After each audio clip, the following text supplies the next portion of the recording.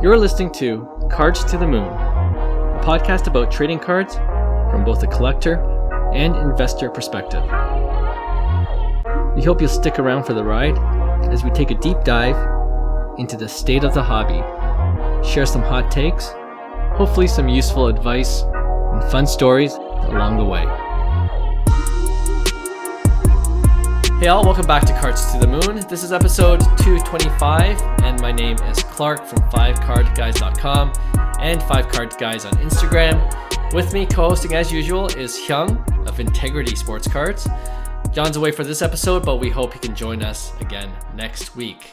We do, however, have another special guest on the program. His name is Wong. He's a fellow Canadian collector from the Toronto area, but he's also a journalist for Post Media, which if you're a Canadian, you'll know that it publishes big papers like the National Post and the Toronto Sun. And fun fact, I did a summer internship for the Sun way back when. But anyway, Rob has this very cool video series he's been doing on his Instagram page at Rob Wong Collects. And it's called Conversations About Collecting, where he talks to current MLB players who also collect, like Bobby Witt Jr., and he says he's got one video coming out soon where he interviewed an all-star, this year's all-star from the Baltimore Orioles. That's called a tease. I'm not going to mention it, but stay tuned for that interview. You don't want to miss it. All right, off the top though, this has already been widely reported, but I wanted to briefly talk about it here. And that's at the recent Dallas Card Show. There was a coordinated theft reported in the news involving 3 or 4 men that stole $2 million worth of cards, all in a briefcase containing such grail cards as the 1952 Mickey Mantle, and one of them was worth about 175,000 US. Yeah, big money. Now, obviously, we hope that the perpetrators get caught, but this news comes on the heels of the theft at the Ohio show, which we talked about in a previous podcast. There has been an arrest for that case made, so that's good news. But my question is, do we need more security at these bigger card shows now? You know, are we at the stage where cards should be treated as, you know, such traditional valuable assets like jewelry, you know? And so event organizers, they need to do more about security because, you know, we've got, you know, these valuables around. Or do you think that vendors just need to be more vigilant and these cases are rare in its occurrence? Or maybe both. What do you think? Yeah, I think it is a tough one because I don't think you're going to necessarily stop those guys with those intentions right off the block. Because one, let's break this down. It's like, what guy in this day and age thinks he could get away with taking tracked cards that are owned with serial numbers, you know what I mean, and get away with it? And in other countries, obviously, there's like CCTV everywhere, but our part of the world, we're getting more surveillance every time. So it's very, very difficult for you to even get away. So I don't know what dumb idiot would think that he would get away in this day and age, because you're going to get caught. There's going to be, you know, whistleblowers, whoever deals with it, they're going to, I seen this guy post here, and then, you know, the community usually stands up. So I don't know if like necessarily saying, okay, we got to beef up every single event with security, because I think the best policy is the people that, you know, police themselves. They take the extra precaution to look out for other people and their own self. They're aware of all those things, that it could happen in a large event, and you never know. It could happen to you at any given time from a non-criminal, quote unquote, right? Like it just, you know, somebody sees an opportunity, they decide to take it. That's their poor decision at the time, right? And unfortunately, that's the society and world we live in. Will policing it necessarily improve results? I don't know if that's a direct answer. Should there be security in more bigger events like that? Maybe, but would that stop it from happening? Probably not, because it was that thing was intentional. It wasn't like, let's see the opportunity to take this. They knew exactly what they're doing, so it was all intentional. So I think just being more aware personally to protect your goods so that you don't become a victim to to this per se, right? And obviously it's easier said than done, coming from this side of the mic, criticizing what we criticize. But at the end of the day, I've traveled with, thousands and thousands of dollars of cards to shows. And that was the number one thing. Never keep your eye off your inventory. Have it with you within reaching distance at all times. You just never know. Or get the right people to do the same, practice the same. So I think there's a lot of self accountability that needs to take place in terms of being more vigilant with those things, because they are happening. So it's like, how do you stop yourself? You can't control other people, obviously, but you could at least control what you're in control of, kind of. Yeah. No, I understand your point for sure. And I feel like it's both, like dealers and vendors, they definitely need to be more vigilant. But, if you look at it from like the event organizer viewpoint, will there be vendors in the future that are more hesitant to set up because they're like, I don't want to take that risk. It's not worth it for me to even travel if I have to travel to a show. And I don't know what the layout's going to be like. Maybe at the minimum, you do have, security at the entrances and you have more cameras. I think one of the main reasons why I think that these guys are going to get caught where there are so many cameras. You can see that, right. Their faces and what they're wearing and, all the people involved. So that helps, right? So I think for the sake of like future vendors and dealers that want to set up, it might be wise for event organizers to just kind of, review their security process and what they might want to do. And, I heard the National, because of this incident, they're beefing up security for that reason. And it's a little bit different with the National because it's such a big show and there's a lot of valuables going to be at the show, So, but yeah, it's got to be both, right? Like the corporate, when PWCC, I guess they're owned by Fanatics, but when they bring those big money cards, they bring their own security, because they know what they have, right? So I think it's kind of a case by case too, So yeah, you got to kind of think about that, I guess, if you're a vendor and want to set up at these bigger shows. But sad to hear though, that these things happen, and hopefully they get the cards back. Yeah, I just don't understand. It's like, what do you do with the cards you steal? It's like you're gonna sell them, like. You know what I mean? How hard do you think how hard do you think it would be to, like, I'm not giving them ideas, but like they probably already thought of this, okay? So you get these we're vintage role cards. playing here. We're the criminals. Yeah. I was not involved, but if I was a criminal, you got these vintage cards in the slabs and you're like, damn, I just can't sell it. So you got to crack them, right? If you don't want to get caught. It's insane. You got to crack them. But then, if it's a high grade and you resubmit it to PSA, that's going to be a red flag, you know what I mean? What are the chances that a similar looking high grade card got resubmitted to PSA? Maybe you got to hold off for a year or two. Right. But that's a long game too. I think that has happened, to be honest. And I know that has happened. And I'm gonna give props to our guys at Blowout Forums, because that's the OG place for all sports cards, enthusiasts, hobbyists. They have detectives over there that do a way better job than our FBI, our CIA, or even police department, local police department. I'm telling you, these guys know everything.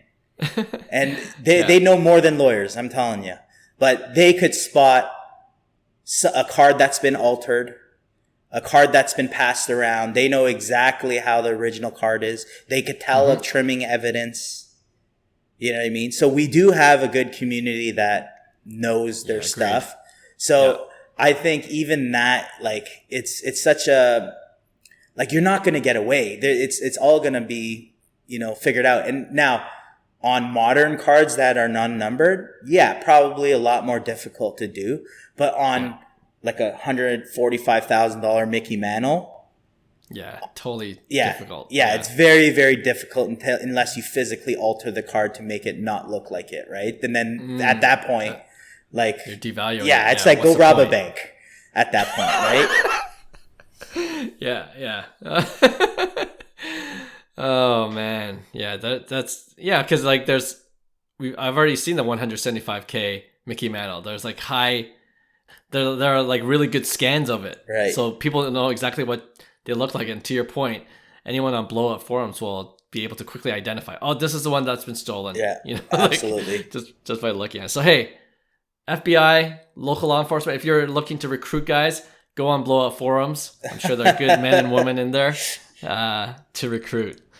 All right. You know what? That's a good spot to kind of go ahead now, and we'll play the interview I had with Rob Wong, aka Rob Wong Collects. And right afterwards, Hyung and I will end the show with our regular weekly segment called Pick One. All right, enjoy the interview. Hey, we got another special guest on the podcast today. His name is Rob Wong. You can find him on Instagram at Rob Wong Collects. And what drew me to his page initially was his conversations about collecting series he's been doing with current MLB stars like Bobby Witt Jr. and Eric Swanson, to name a couple. And we'll get into that in just a bit. But Rob's also a journalist covering sports in Toronto, and he is a collector himself, which is perfect because we know there's a lot of overlap between sports and sports cards. So without further ado, Rob, welcome to the pod. Yeah, thanks, Clark. Thanks for having me.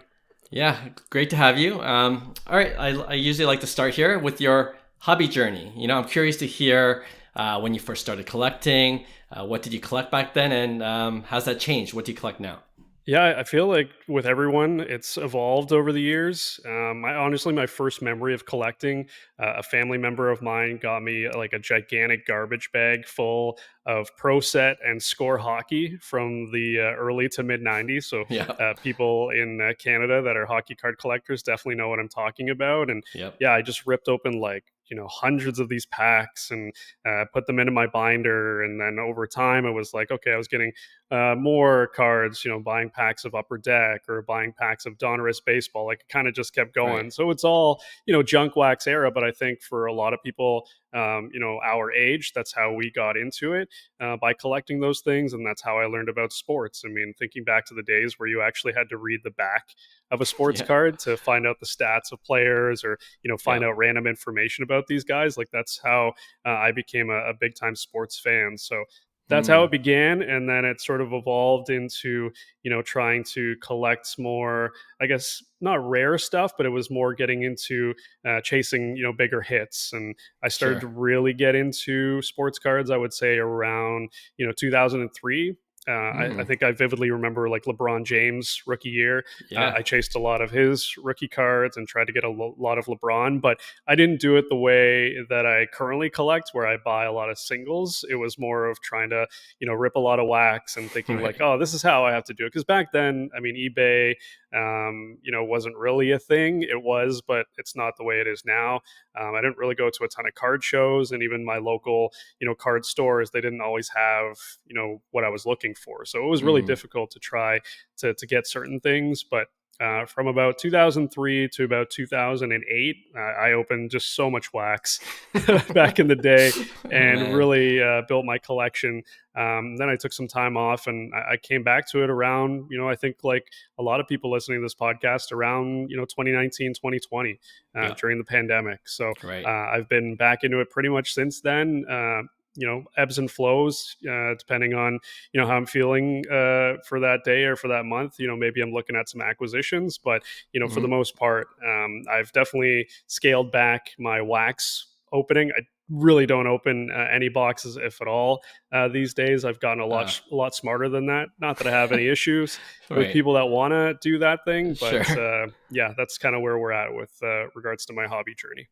Nice. Yeah. Thanks for sharing that. We've interviewed several guests now, and very similar in terms of timeline. We started collecting as kids, and then a lot of us came back right before or during the pandemic. But you have that little 2003 to 2008 piece that not a lot of people have. So I'm wondering, did you get any hits even back then that you still have? Because there are some monster rookies during Yeah, that I era. mean, like like I said before, I was trying to chase a lot of LeBron, and the only LeBron card I ever pulled, and it was the greatest pack pull I've ever had.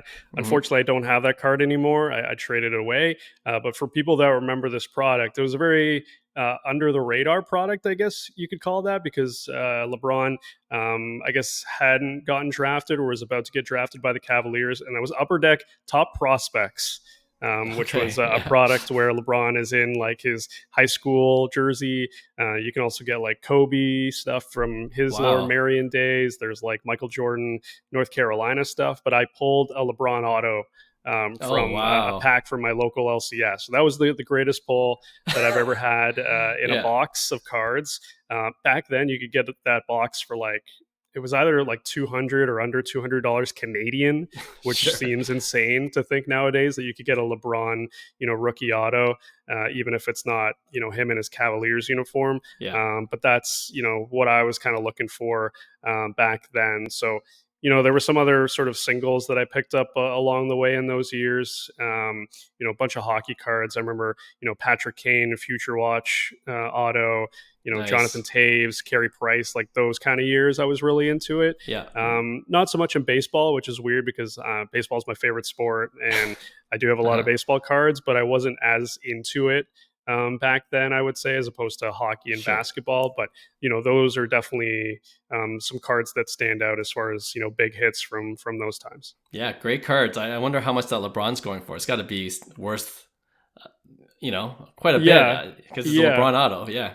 Absolutely. And well, now that I think about it even more, I was chasing a lot of Crosby and Ovechkin back Sure. then as well. And as far as, opening boxes, I wasn't really successful with a lot of Sidney Crosby, but I would say in that early, maybe around that time, so like 05, 06, Hmm. 07, like eBay was becoming a thing. Right. And I did purchase a bunch of, Crosby rookies from back in the day. And unfortunately, I don't have those either. I moved them out within the Yeah. last couple of years, which is totally fine. But, Yeah. um, as we talk about the hobby journey, like that was a different me. So Right. not so much anymore. It's cards that I definitely think about and wish I still had in certain sense, but Yeah. I'm totally cool with it.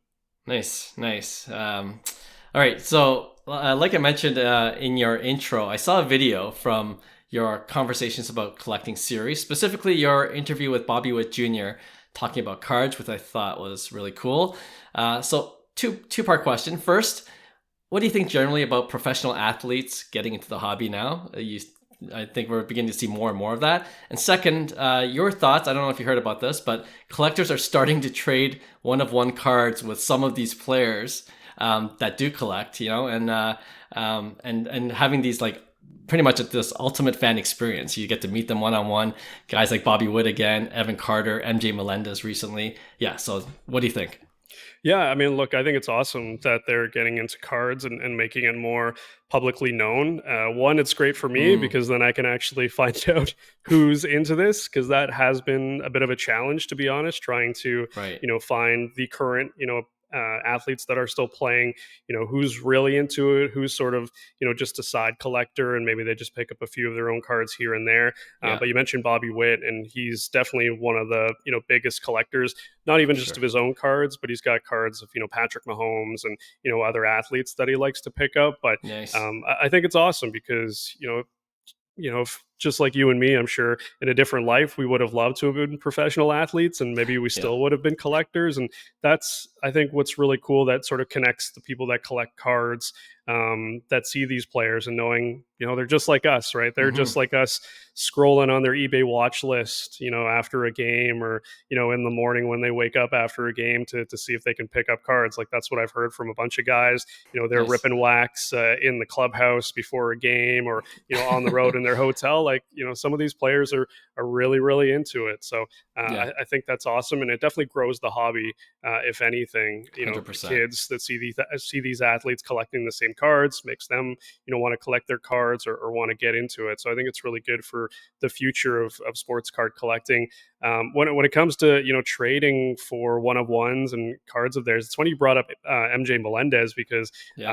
I talked to him, off camera when the Okay. Royals were in town the same week that I talked to Bobby Witt Jr. And I said, how's the search going for the 101? He's like, yeah, I'm still working on it. I don't know if it's going to get done. He's like, I know who has it, and I guess that's one of the cards that he was Right. looking for, and he got the deal done. So next time the Royals come into town, I'll have to ask him about it Nice. and figure out how it went down, and maybe that'll be another interview on conversations about collecting. But Yes. it's great for the fans, I think, to be able to meet their athletes and have that exchange. Yeah. It's cool seeing the stuff that these athletes are giving them. Game used bats, and I think what Hmm. was it, Evan Carter or Josh Young maybe gave a bat from like the World Series Right. run. Right. So like that's a special item. That's Like I amazing. know there's people that are saying, well, these people that have the one of ones, they're getting ripped off a little bit here because maybe the value that they're Sure. getting in these, memorabilia pieces aren't the same as, if they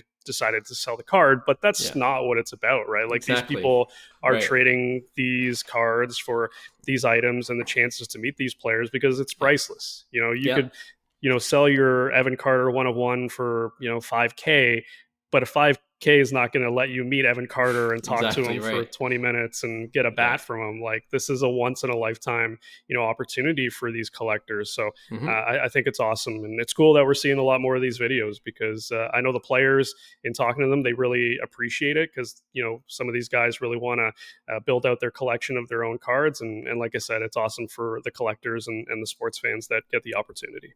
Yeah, for sure. And like you're kind of mentioning, a lot of these collectors are like us. We're also fans, sports fans, and fans of these players. So it's kind of cool to see that to have that interaction with these players. And to your point again, it really makes them feel like they're regular people when you like, oh, they have the same hobby as us. You know what I mean?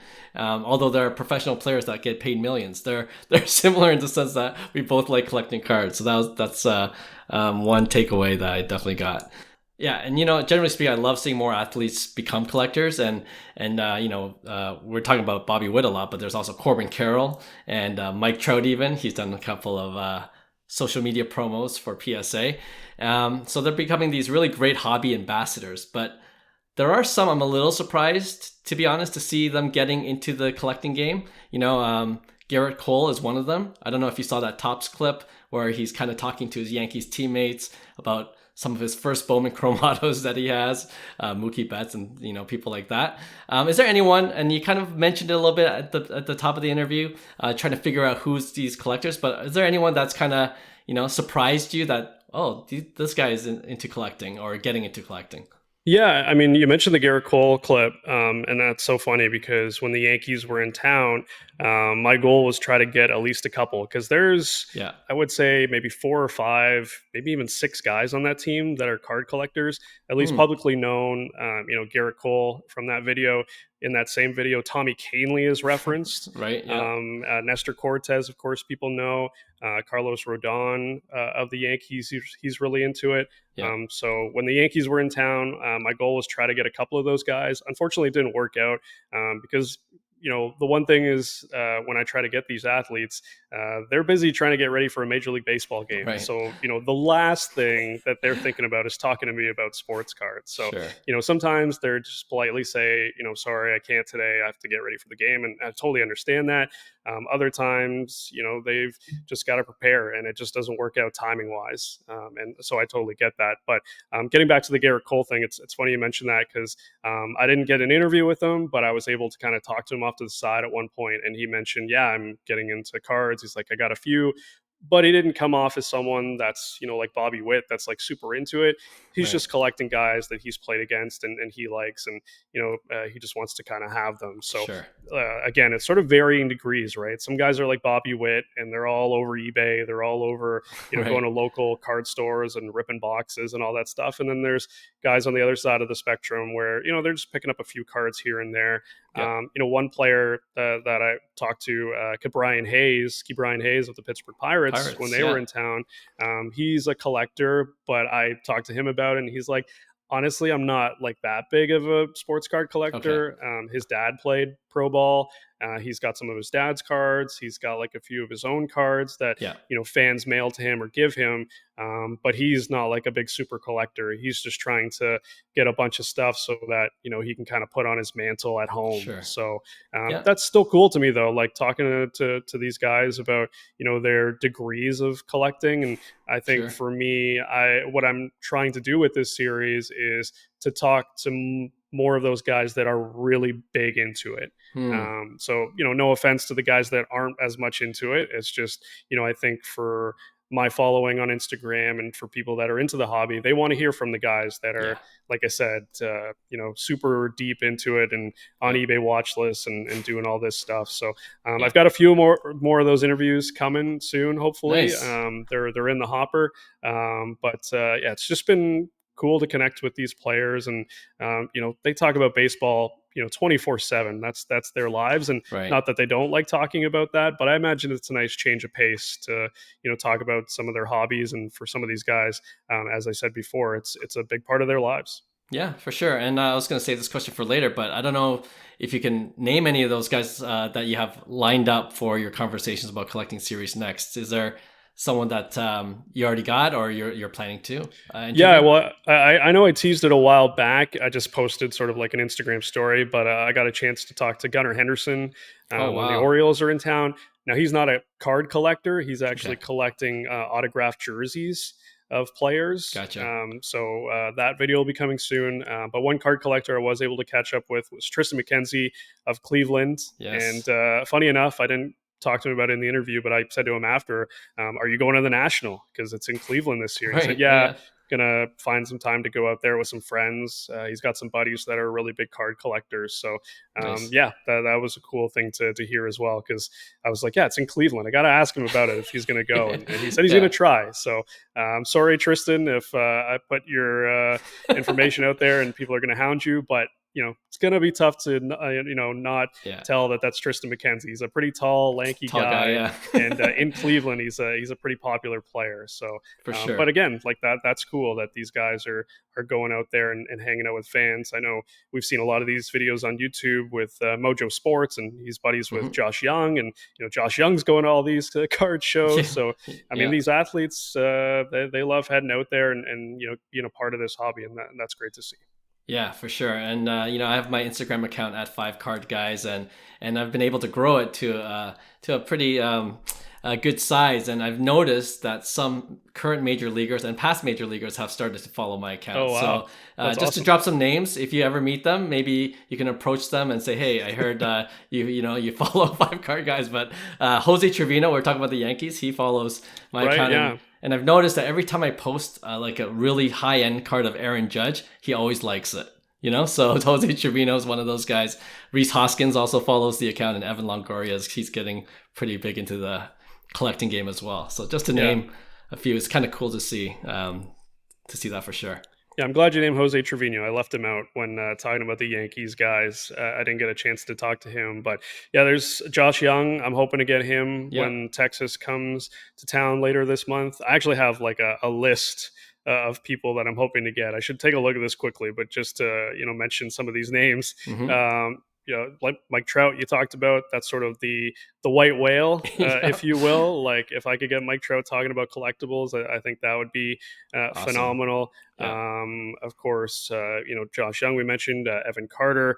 There's a bunch of retired guys as well. And you mentioned one of them, Evan Longoria. I know Pat Neshek. Remember Yes. Phil Hughes, of course, was a big collector. Yep. A few years ago, everybody was watching Phil's polls, I think, Yeah, on yeah. YouTube and on social media. So I think it'd be cool to get a chance to talk to him. But like I said, it's an ever-growing list. It feels like more and Yeah. more players are getting into it, and it's been a lot of fun to sort of bring this to people and give them a bit of an insight into what these guys collect. Absolutely. And speaking of other players that you've interviewed already, Cole Irvin, I like that interview because For those that don't know, he's a Baltimore Orioles pitcher. I would have never suspected him of collecting hockey memorabilia. You always think baseball players will collect baseball stuff, and maybe football because most of them are American, and I understand that. But yeah, I appreciated Cole Irvin collecting hockey memorabilia. He mentioned the Austin Matthews signed jersey during your interview, so that was cool to hear. I'm wondering if there are any other interesting cards or memorabilia that you've heard other athletes collect that you might have, did a double take on maybe. That's interesting. I mean, the Cole Irvin one, I sort of had an idea that he was a big hockey fan, and Okay. for people that haven't seen the interview, you can check it out on my Instagram. But I have a weird random connection with Cole Irvin, and is we used to play the EA Sports NHL video game for a Right. small amount of time back, 7-8 years ago, and this was the first time that our paths kind of crossed. So Wow. I had read something recently that he was into sports memorabilia collecting, and I said, okay, if he's in town, I'm going to try to talk to him. And I told him that story that, hey, we used to play, and he's like, wow, I totally remember that. And then we kind Yeah. of struck up a conversation. So I had an inkling that he was into hockey, but I didn't realize the depth of hockey memorabilia that he has. He's got Yeah. Gordie Howe signed letter. He's got a Tyler Bertuzzi stick. Like, he's a big Red Right. Wings fan. Because he loved the Red Wings as a kid. But when it comes to other collectors, the Eric Swanson one, it's funny that you brought that one up before because Hmm. Eric is baseball collector, but he's also really into golf, and he was Oh, telling me interesting. about this Scotty Scheffler autograph card that he has, and I think that's cool to me too. Yeah. When you hear about these players collecting other sports, because you expect them to maybe collect baseball and collect some of their Exactly. own cards, but I didn't get a chance to talk to him on camera when the Yankees were in town, but Tommy Canley was telling me about his growing sports card collection when it comes to soccer cards. He's really getting Oh, into interesting. soccer. He's been a Wow. massive fan since, I Yeah. think he said it was like the 2006 World Cup. No way. But he's always looking for soccer cards and trying to pick those up. So I like those stories because I For love talking sure. baseball cards, but I like hearing when athletes collect things that you wouldn't expect them to, and what kind of stuff they're picking up. So yeah, Yeah. I definitely like that aspect. Definitely. That's what stuck out to me because you don't hear that every day. But yeah, that's really cool to hear. I got one more questions before, I like to usually end off our interview with rapid fire questions at the very end. But one more question, and it's I saw in one of your Instagram bios it says that you're a sports betting editor at Postmedia. Is that and So I was okay? previously. So I'm no longer the sports betting editor at Post Media. I was a couple of years ago when I first got hired there.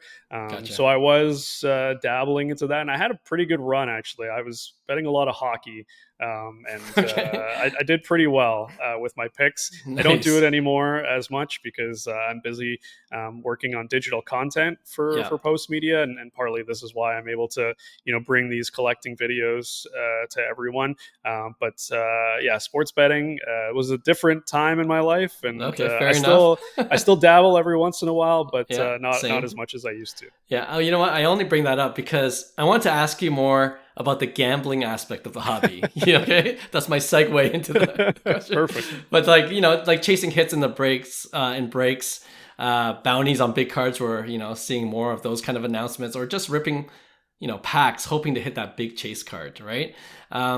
There's a wide range of opinions on this. With some hobbyists think, oh, it's that's ruining the hobby. All these breakers are inflating the prices. And then there's the other end where it's the only reason why they're into sports cards. They like that gambling aspect, the excitement, the entertainment value of it, thrill of the chase. What do you think about breaking and the gambling element of the hobby? Well, look, as I said before, I've been collecting a long time, and you have as well. Anytime you open a box of sports cards, whether it was the 80s, 90s, Hmm. 2000s, or even now, it's always been gambling. People have always been looking Sure. for The certain hit. hits. I mean, Yeah. there's set collectors out there, but you think back to the 80s and 90s, people were looking for people were looking for a Ken Griffey Jr. Upper Deck rookie Hmm. card, or people True. were looking for the Derek Jeter. That's always been the way it has been. The Yeah. unfortunate part about it now is that the prices have gone up so much. I talked Right. earlier about that LeBron James card that I pulled. It was in a $200 box, Canadian $200 box, which is Right. what, like 150 American, like Yeah. with the exchange rate. So nowadays though, you're buying a box of Prism, and it's just ridiculous Yeah. price for that. And what's the best thing that you're going to pull? You're hopefully going to get like some sort of colored rookie card. Hmm. Other than that, I mean, your odds are not great. And I think I don't have an issue with it. I think what needs to be done better is people need to be educated just on Mm. how unlikely it is that you're going to get something, because Yeah.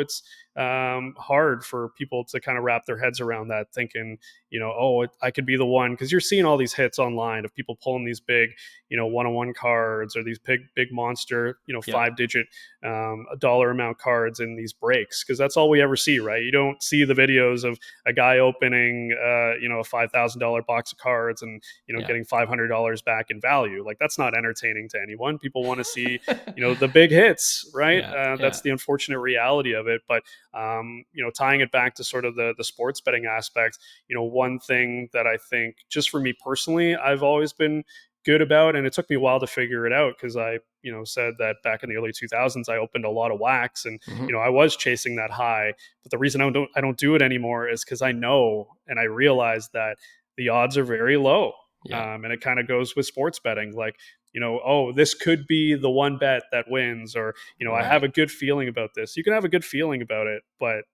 you can't use that as your sort of barometer to keep Mm. pushing forward in this hobby with buying boxes and things like that. So it's unfortunate to hear about people that end up getting into debt, or spending money that they don't have to try to chase these highs in sports cards. It feels like we're hearing more and more of those stories, which is Right. really sad and unfortunate. So for me, I don't have an issue with box breaking and breakers and all that stuff. I just wish there was better education for Mm. people, Yeah. to Sure. know that this, if you want to build up a collection of cards, or you want to collect a certain player, opening boxes is not the way to go. If Yes. you can afford it and you're willing to take the risk, I have no problem. You can spend your money any way you want. But it's just tough to see stories coming out of people that get addicted. I mean, Yeah. that's the best way to describe it. It's an addiction for a lot of these people, and sometimes it can go sideways. Yeah, for sure. It's similar to gambling in a lot of ways, just how you're describing it. Um, for me, I feel like we're in the same boat. Everything in moderation, and I do want to push back on one thing, but I've been posting a lot of my box breaks recently, and I, I'm always losing money. So people that see that entertainment value in that, come to my Five Card Guys YouTube page. You'll see how much money I lose, and I try to at least balance that side of things. Like, hey, not most of these boxes aren't going to have big hits. This is the reality, and I kind of do it just for fun, anyways. But some people generally feel sorry for me in the comments. I'm like, yeah, it's all good. I'm not spending $5,000 on a box either. It's more like 200-300. But yes, that's usually the case, and I do feel you made a good point. It does raise a lot of the cost of boxes now because of the breaking aspect of it. So even like in Canada, you go to Walmart to find a blaster, you're paying 40-45 bucks for one. And it's hard to come by affordable, even blaster boxes, so, maybe it prices some collectors out, but hopefully, I don't know what it's going to take to kind of bring everything down towards the middle, but that's a hope. Yeah, and I get it. Sports card companies, breakers, card stores, they got to make money. It Business, costs yeah, them money to purchase these items and to try to make a profit off of them. So, it's just kind of the way it is. But like I said, I just wish there was better education out there for people to make just more informed decisions. That's really what it for comes down sure. to. You can take the risk, you can buy boxes, you can buy into breaks all you want, but just know that the odds are not in your favor, unfortunately, for the most part. And Yes. if that's what you're into and that's how you want to build your collection, go ahead. But there is a lot of risk that comes with it.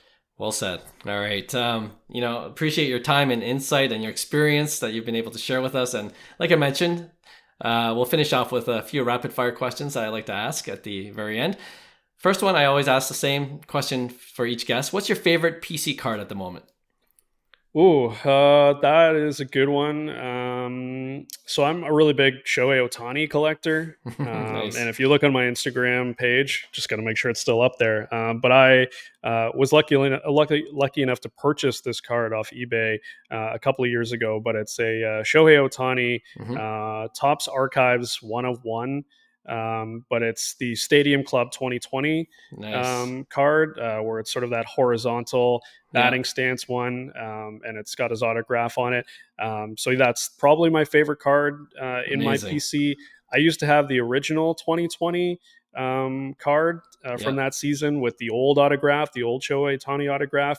But I moved that card out, and I was sort of unhappy about doing that. I had a regret, let's just put it Right. that way, Sure. after I moved it, and I was like, I wish I still had this card. And then, lucky Yeah. enough, there was another version that popped up. So while it's not the original version from that season, and it's a different autograph, it's still a 1 of 1. So Yes. nobody That's else has this awesome. copy in the world, Yeah.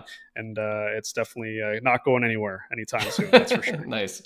It's a great card, and that reminds me, I was interviewed for an article in PSA magazine, and the Nice. article was just about Stadium Club, why it's so underrated, and I did my best to get people to like Stadium Club, but I know that card. When you're telling me about it, Oh I yeah, can visualize it, I love and Stadium Club. It's amazing. honestly my favorite product. Like you Yeah, said, it's so underrated, but it's agreed. for true collectors, right? It's not for people that are looking for big monster hits. Yeah. Time to time, there are a few, but for the most part, it's people that love the artwork, love the Hmm. photographs, and yeah, it's definitely one of my favorites. It has been since like the '90s. I remember Yeah, Stadium Club yeah. from back then. Very, very nostalgic, and 100% agree with you. Do you have a Grail card you're currently chasing? Grail card that I'm currently chasing, huh? Um, I wouldn't say there's necessarily a Grail card. I mean, outside of wanting to get that Shohei Ohtani card back Right, right. that I moved out, I think that's probably up on my list. But my collecting has sort of evolved, and it's changed, even from, I would say, a couple of years ago, where I think myself and maybe you were, and a lot of other people were, we were prospecting, or we were Hmm. sort of chasing the hot new card, and maybe investing a little bit. So I was doing a bunch of that, but outside of that, now it's more about my PC. Yeah, So what I've been trying to collect is, players that I've gotten a chance to interview before yeah. Nice. in my past. So Yeah. that's, if you look at my Instagram, there's a lot of that. That's what the kind of cards I've been posting. Um, but off the top of my head, I'm trying to think if there is a Grail card. Probably not, because it's more about just getting cards that are going to fit my PC long term. But if you're asking me to pick one, it's trying to regain that Shohei Ohtani 2020 That's a good Stadium one. Club Yeah. auto. So if anybody out there listening to this podcast has one, Yeah. please reach out to me on Instagram, and maybe we can work something out. There you go. I'll link your Instagram bio in the show notes, so that's how you can reach Rob if you know where that is. All right. Being a sports editor, do you have in mind any rookies in baseball that you think is going to be a special player or just currently underrated? Oh boy. It's so funny. I like I said before, I used to be into the prospecting, and I used to think I was Hmm. pretty good at it, but I'm definitely not. I mean, Right. It's hard. all you have to do is just look at the success rate of prospects in baseball, and Yeah. so many of them just don't make it, or Yeah. maybe they make it for a little bit. One guy that I purchased a card of because I thought, oh man, he's going to be great forever. Unfortunately, he's Alek Manoah of the Toronto Blue Jays, Oof. and that's Yeah. been a tough one, right? I thought this guy's gonna have a great career. How could he not? He's a workhorse. He's built like a Mack truck, and Yeah. here he is a couple years later, and it's just been an unfortunate run for him. So maybe I'm not the person to ask about Okay. who I think is going to be a big Fair time enough. prospect. But if I'm just thinking off the top of my head, I don't see how. Oh, geez, I shouldn't have said that. Let's just say Jackson Holiday is someone that I think is going Yeah. to be good. I know it didn't go great for him in his first I'm go with you. around, Yeah. but he's just, I think really talented, He's too and talented. Yeah. he's going to be on a good team. He's going to be put in a spot to succeed. Hmm. So that's someone that I'm going to be enjoying to enjoy watching moving forward. Am I going to buy any of his cars? No, because I'm not into prospecting. But Yeah. Jackson Holiday, I think, is going to be just fine. Yeah, no, that's a good one, and I'm glad you brought up the point that prospecting is really hard in baseball, and we, I have a couple of the co-hosts for this podcast, and occasionally we'll do a dead wrong segment, and half of the dead wrong segment is always about the prospects that we thought were going to be great.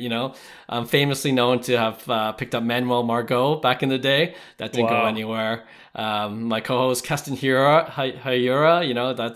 that was a tough pick, but yeah, definitely hard to do in baseball. But I'm with you on the Jackson Holiday.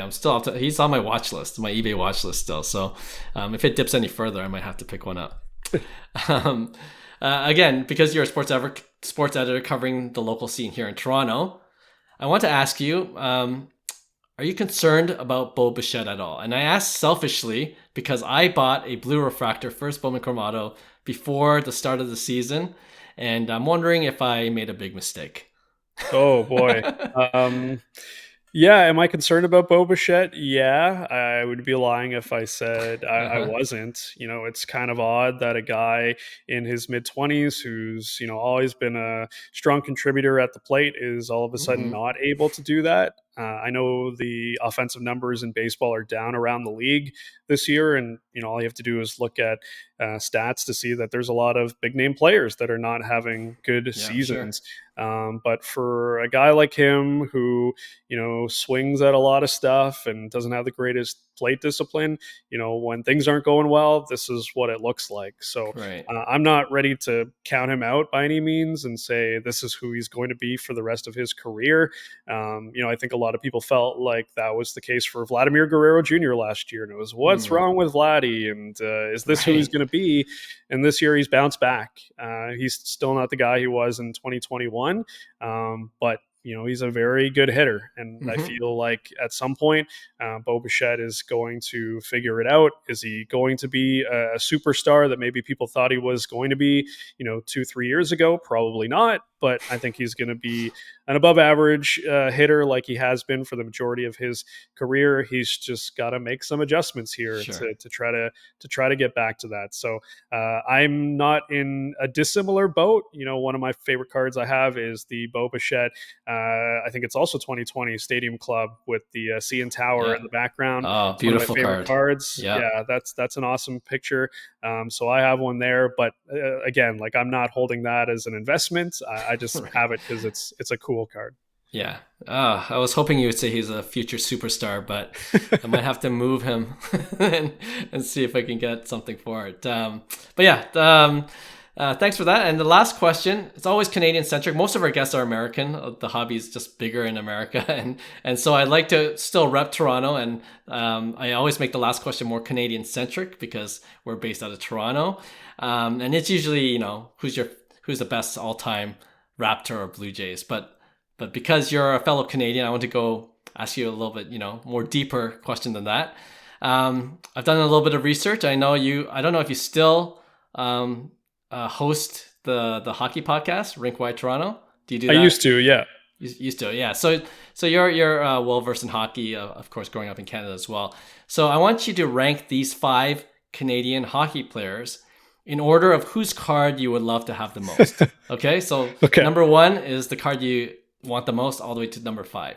So here are the 5 Canadian hockey players: Connor Bedard, Connor McDavid, Sidney Crosby, Wayne Gretzky, and Mario Lemieux. All right, so Connor McDavid, Connor Bedard, Crosby, Gretzky, and Lemieux. And whose I would want the most and whose I would want not the least, but I guess it's fifth most. You know what? I'll start from the bottom. Okay. I'll start with Connor Bedard. I mean, just as we're talking here today, Yeah. The guy has had one season where he was, solid for a rookie, but he's got a long way to go. After that, just for me personally, I loved him as a player, phenomenal career. Some would say he is the greatest player of all time from a skills standpoint. And who knows, maybe he would be had he not missed a couple of years from illness. But Mario Lemieux is probably just number 4 for me personally. After that, Connor McDavid is probably number 3. I think that might surprise a lot of people because, he's arguably, when it's all said and done, going to be the greatest offensive player in the history of the game. Like you've watched a lot of hockey. I've watched a lot of hockey. I have never seen anyone that does what he Amazing. does. Yeah. And he's just someone we're going to be telling our grandkids and future people about for a long, long time. But he ranks number 3 for me.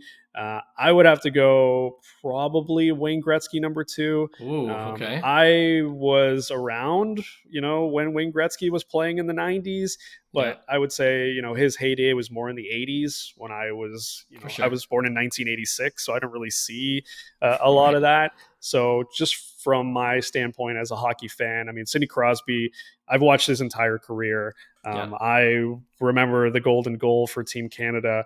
I remember his, Stanley Cup wins. I remember what he did as a junior hockey player. Like, he is my generation's Wayne Gretzky. Watching hockey. So part of that is I did have a lot of Crosby cards, when I was collecting in the early 2000s as well. So it does pain me to put him above Wayne Gretzky because I understand, the sort of foothold that he has in the hockey card community. It sounds kind of blasphemous to, hear I'm putting Crosby, but if you're talking about, whose card I would like to own above Gretzky, I've thought about it in the past of, hey, maybe I want a Wayne Gretzky rookie card because that's kind of what every hockey collector, says they want to have as part of their PC. But, for me, Crosby, I was more, I guess sort of attentive to his career more so than I was to a Gretzky or a Lemieux. And, maybe I'll change my answer when Connor McDavid wins that first Stanley Cup, and I'll say, oh man, I should have said Connor McDavid instead. But Sidney Crosby, definitely number 1 on my list out of those 5.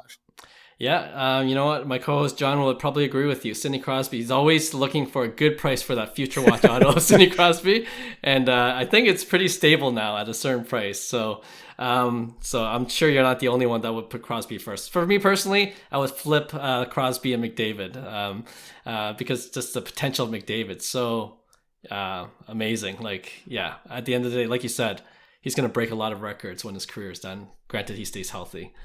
Yeah. Rob, again, just appreciative of your time and, all the stories that you're able to share with us and just the connection with the connections that you have. And hopefully, we're in the same city, so hopefully we get to connect and talk more about collecting in the future. Yeah, absolutely. We got to hit up the Expo is coming in November, so maybe we'll get a chance to see each other there and catch up. And hopefully we can do this again and talk about some more stories and conversations about collecting as I try to filter more of these out. Like I said, I'm trying to get more of these baseball players as they come into town. Mike Trout and the Angels, I think, are coming. So we'll see. I might have to go to every single game and bug him to see if he'll talk to me. Just keep tuned to my Instagram channel, and we'll see what else we can drum up as the rest of the season goes. Yep, awesome. Again, conversations about collecting, you could find it on his Instagram Reels at Rob Wong Collects. I'll link it in the show notes below so you can find it easily. All right, thanks, Rob. Thanks, Clark. All right, we're back. Thanks again to Rob, and we hope to meet up with him at the Expo in November. And also good luck to him catching that white whale, aka Mike Trout, for his Conversations About Collecting series. Be great to hear Trout talk about cards. Okay, now pick one. Hyung, do you want to start things off again? Sure. I'm actually going to use a couple people that listen to our podcast. They reached out to me personally because they just wanted my honest opinion. So I kind of gave it, but I thought, man, both of these are really good pick ones, but I'm going to only use one of them this week, but I'm going to use the other next week, depending on you, Clark. One's an Ohtani, one's a Soto. Which one do you want this week? I'll go for the Soto. Okay, Soto. So Soto, the Soto pick one is done by our good friend Kenny Tomic. He's always buying and selling. I see him always hustling.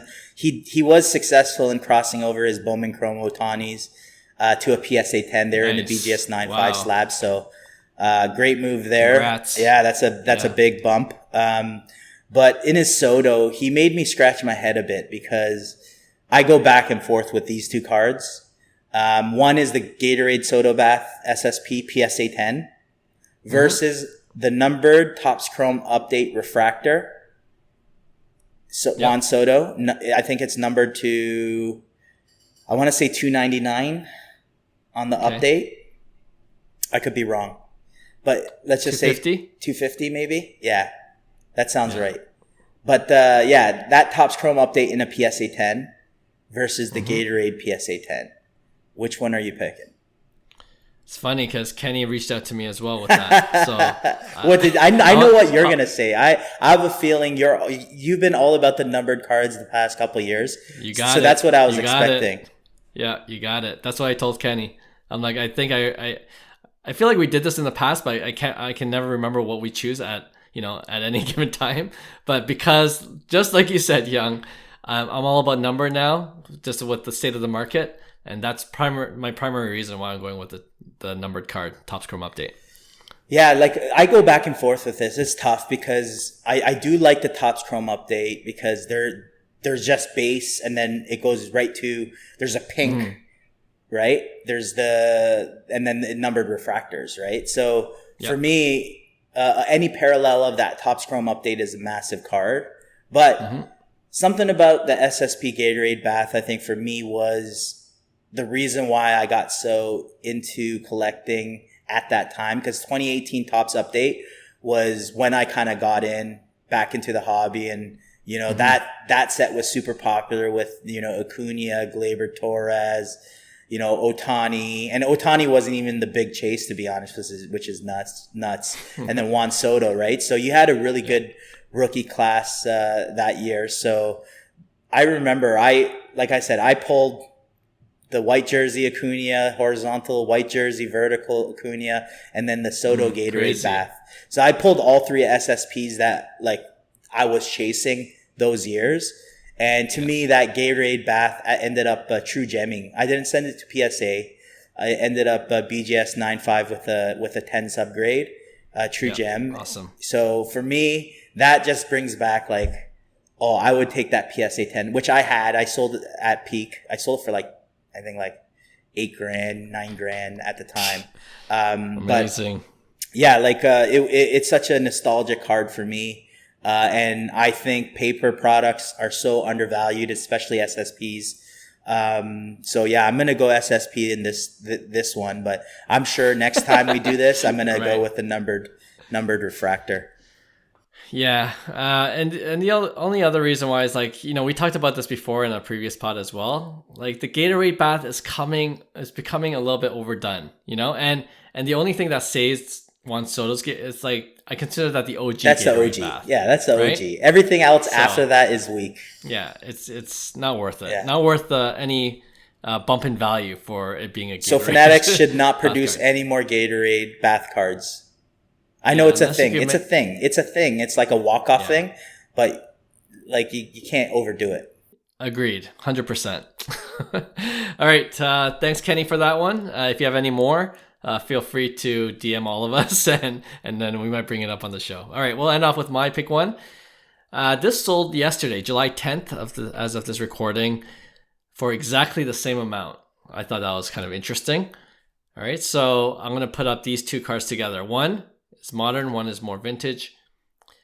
The modern is the 2013 Bowman Chrome Gold Refractor of Aaron Judge in a PSA 10. What year? Okay, number 2013. Okay, so it's his first, I guess. Yeah, but non-auto, but it's a gold refractor number to 50. Sold for $5,100. The other cards also sold for $5,100, and it is the 1982 Topps Traded Cal Ripken Jr. PSA 10. One of the cards I wanted to get once I came back into the hobby, but it was way too expensive. But it is going for $5,100 now. Pop count of 414. 414. Wow.